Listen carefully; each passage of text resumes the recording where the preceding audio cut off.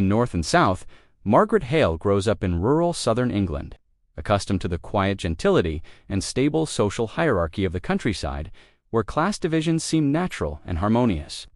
Her life changes when her father, a clergyman, resigns his living after a crisis of conscience, forcing the family to leave their parish and relocate to the industrial northern town of Milton.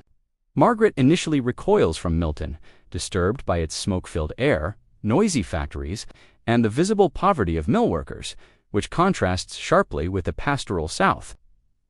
She befriends Bessie Higgins, a young mill worker dying from cotton consumption, gaining first-hand insight into the harsh conditions endured by the working class.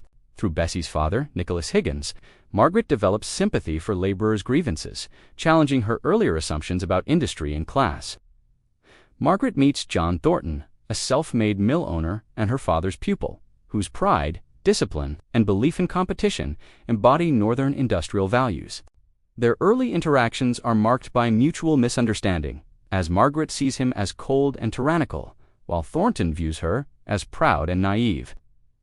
Thornton admires Margaret's moral courage and independence, gradually falling in love with her despite their ideological differences. Labor unrest intensifies as workers demand better wages and conditions, culminating in a strike that threatens Thornton's business. Margaret attempts to mediate between Thornton and the workers, urging compassion on both sides and advocating dialogue over force. During a riot outside Thornton's mill, Margaret shields him from an angry mob, publicly risking herself and damaging her reputation through the appearance of impropriety. Thornton misreads her motives, believing she cares for him romantically, and proposes marriage. Margaret rejects him, still uncertain of her feelings and bound by pride. Family troubles deepen when Margaret's mother dies, and later her father passes away, leaving her emotionally and financially vulnerable. A separate scandal arises when Margaret lies to protect her fugitive brother Frederick, complicating her moral life and further distancing her from Thornton. Thornton's business suffers from the strike and market pressures, leading him toward bankruptcy and forcing him to reconsider his rigid managerial methods.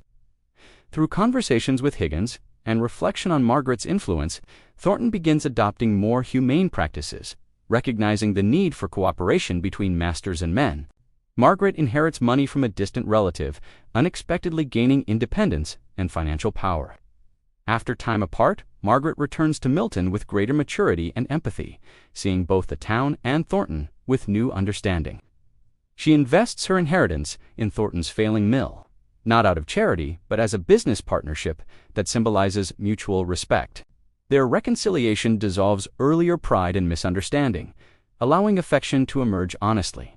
Thornton proposes again, and this time Margaret accepts, their union representing a bridge between South and North, gentility and industry, emotion and practicality.